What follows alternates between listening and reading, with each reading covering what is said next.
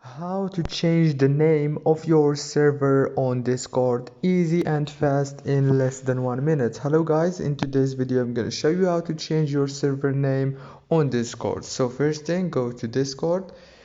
Now go to your server and click on those this